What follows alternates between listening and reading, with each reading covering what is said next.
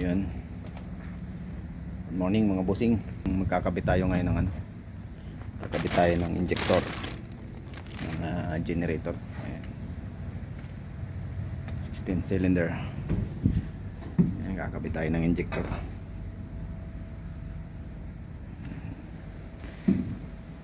Injector ng KTA 50 Cummins. Kapit tayo. Ito yung kanyang injector, galing sa calibration. Pinapalitan natin ng nozzle. Ayan. Ayan, bago. Kapit tayo. Ayan, share ko na rin sa inyo kung paano tayo mag-adjust nitong ang kanyang injector. Tune up.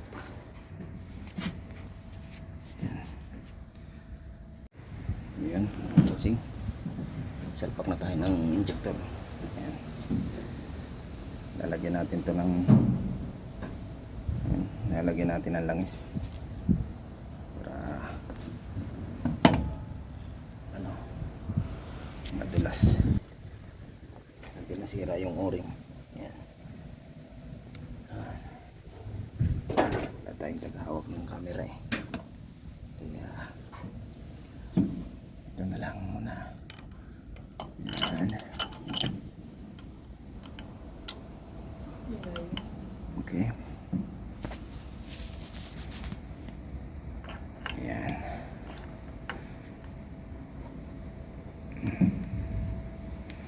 Ayan.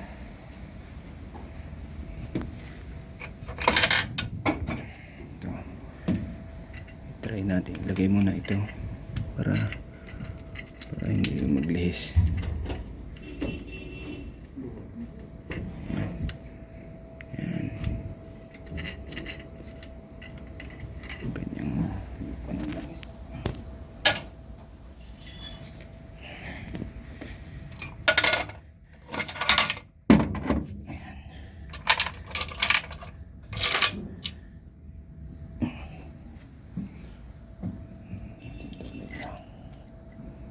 Yan.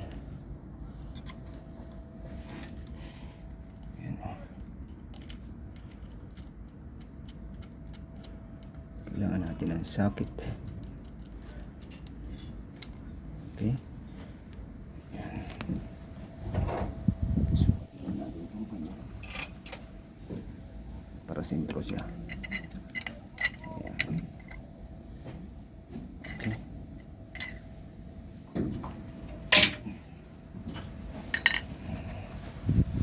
Ilagay ko muna lahat bago tayo mag video. Videohan natin kung paano tayo mag timing. I-adjust natin ang injector nya. Lalagay natin muna lahat ng injector doon dito sa right bank nya. Okay, update ko kayo mamaya. So ayan mga bossing.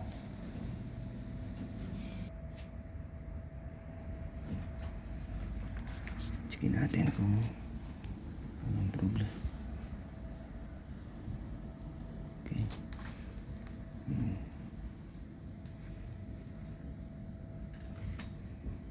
Tignan natin yung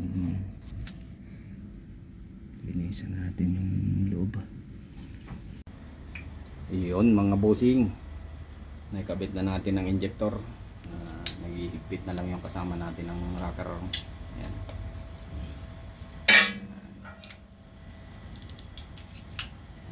Tinilabisan mo ko. Higpit na lang ang rocker arm. Ayan o. Sa kabila, ayan, ikabit na rin natin sa right side. Yan mga bossing, chuchun up na natin tong ating makina. Ito yung kanyang firing order. Yan. Ito dito kayo titingin pag dito sa damper pulley nya. Ayan. Yan ang titingnan nyo. Yan. Halimbawa yan nakaganyan 1L 8L sa damper pulley. Ito yung kanyang ito yung kanyang Yan. Mapapansin nyo yan. Yan o. 1L8L. Lip bank. Dito tayo sa lip bank. Dito tayo mag-uumpisa. Yan, sa lip side nya. Yan, naka-top dead center siya dyan. Yan. Ang i-adjust nyo na valve dyan ay number 1 dito sa left side, at saka injector na number 6. Ito yung mga bossing, ito yung kanyang valve number 1. Yan, itong i-adjust natin sa valve, tapos sa injector naman niya doon sa number 6. Ito yung kanyang injector, ito number 6. Itong adjust natin. Yan. Sige, pisa natin. Saan na ba yung ating filler gauge? Ang ilalagay natin sa intake exhaust nito. Ito sa intake nya.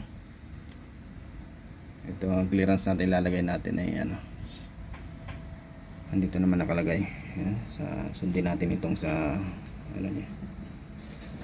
0.014 intake, at saka sa exhaust ay 0.027. Yan ang ilagay natin dito.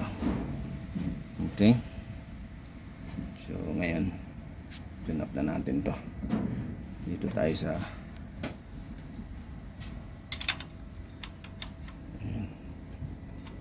diyan mga paringgo, saglit lang yan, kunting ano lang.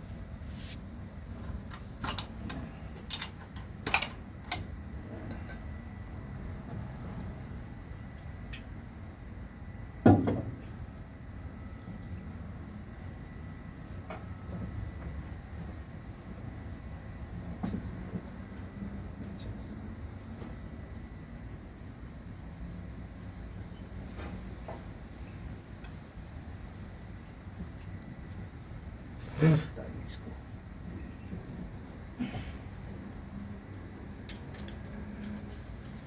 Wala tayong screw mga bossing. Wala tayong screw. Yan. Na-adjust na natin. Yan. Ito, okay na siya. Yan. Kailangan lang nating markeran para alam natin kung na-adjust na ba natin yan.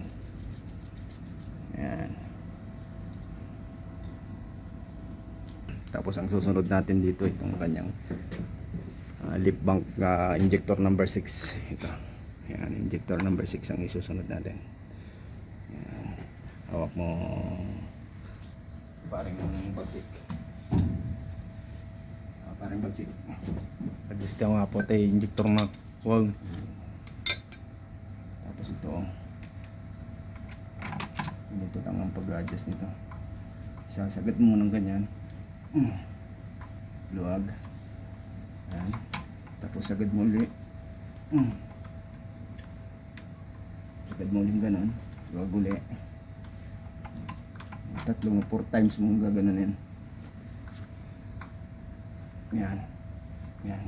Saka mo siya gagamitan itong torque meter. Yan mga bossing. Lagyan natin 90 foot-pound to.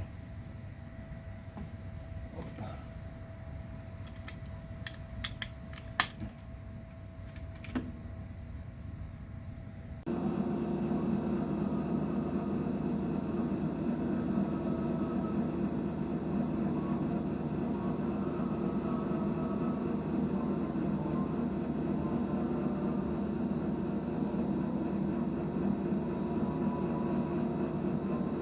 Okay. Yun lang, ganun lang mga bossing ang pag tutorque nitong ating injector. Kailangan gumamit kayo ng ganitong torque meter para makuha ninyo yung tamang sukat. Okay.